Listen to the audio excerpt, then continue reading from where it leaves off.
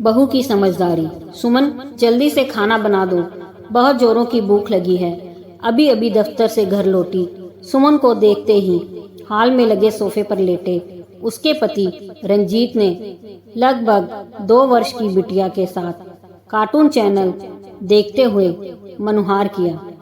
दफ्तर का बैग वही टेबल पर रख अपने कमरे में जाकर झटपट कपड़े बदल वॉशरूम की ओर जाती सुमन को अपने कमरे के बिस्तर पर बैठी उसकी सासू माँ ने वहीं से टोका, वॉशरूम में 2-4 कपड़े पड़े होंगे, उन्हें धो लेना।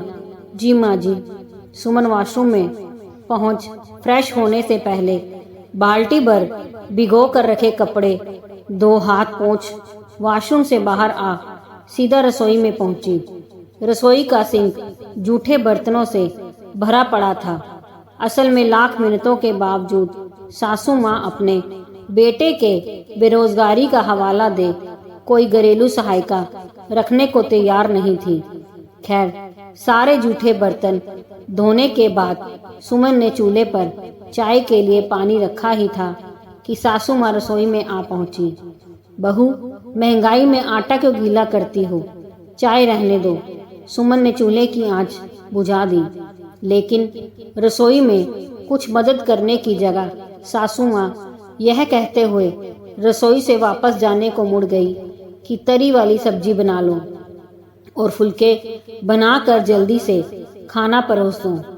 अपनी बच्ची की अच्छी परवरिश के मोह में मौन रहकर घर बाहर दोनों संभालती सुमन खुद को पल पल कटते उस पेड़ की तरह महसूस करने लगी जिसकी लकड़ी की कीमत लोग उसकी छांव से कहीं ज्यादा लगाते हैं।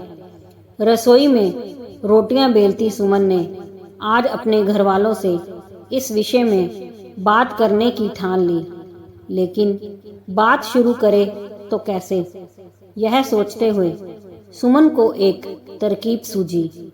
एक सहकारी बैंक में क्लर्क सुमन ने अपने सास और पति को खाना परोसने के बाद अपनी बच्ची छुटकी को गोद में उठा अपने पति की ओर देखा।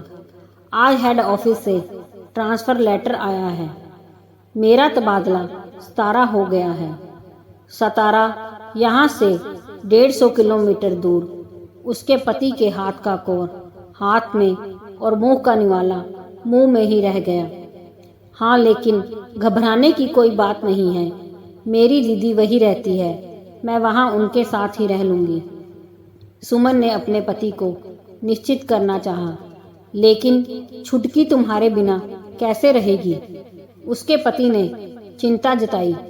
मैं छुटकी को अपने साथ लेती जाऊंगी, वहाँ मेरी दीदी इसका पूरा ख्याल रखेगी। लेकिन बहू, तुम्हारे बिना इस घर को कौन संभालेगा? सुमन की सास भोजन की थाली एक ओर रखकर चिंतित हो उठी। माँ जी, मुझे प्रमोशन भी तो मिल रहा है, यहाँ घर के काम के लिए एक सहायक रख लीजिएगा। लेकिन कब तक बहू? यही कोई 2-3 साल तक, फिर मेरा वहाँ से ट्रांसफ़र हो जाएगा। लेकिन 3 साल के बाद ट्रांसफ़र यही होगा, यह जरूरी तो नहीं? सुमन की सास की चिंता जस की तस बनी रही। हाँ, यह बात तो है माँ जी, लेकिन हमारे घर में पैसों की जरूरत है। एक गिलास पानी भी खुद को उठाकर ना पीने वाले सुमन के पति को तो सुमन की बात सुनकर मानो जैसे कांट मार गया था। लेकिन सुमन की सास ने बहू से मुनहार किया, बहू, कुछ दिनों में रंजीत को भी कहीं ना कहीं नौकरी मिल ही जाएगी, तुम ट्रांसफ़र मत लो। लेकिन माँ जी, मुझसे घर बाहर दोनों का मिलाकर इतना काम नहीं हो पाता, मैं थक जाती हूँ। सुमन असल मुद्दे पर आई, लेकिन सास ने आगे बढ़कर उसका हाथ थाम लिया। मैं हूँ ना बहू, घर के हर काम में मैं तुम्हारी मदद कर दिया करूँगी। नहीं माँ जी, आपसे नहीं हो पाएगा। कैसी बातें कर रही हो बहू? तुम्हारे आने से पहले मैं ही तो पूरा घर संभालती थी। सुमन की सास ने अपने बेटे की ओर देखा और सुमन के पति ने भी अपनी माँ की हाँ में हाँ मिलाया। माँ सही कह रही है सुमन, और मैं भी तो फिलहाल घर पर ही रहता हूँ। मैं भी मदद कर दिया करूँगा। सास और पति की बातें सुन और उनकी जिद देखकर सुमन ने राहत की सांस ली। फिर तो ठीक है, मैं अपना ट्रांसफ़र रुकवाने के लिए कल ही आवेदन दे दूंगी। अपनी सूझबूझ की बदौलत सुमन को असल मायने में अब वह घर अपना घर लगने लगा।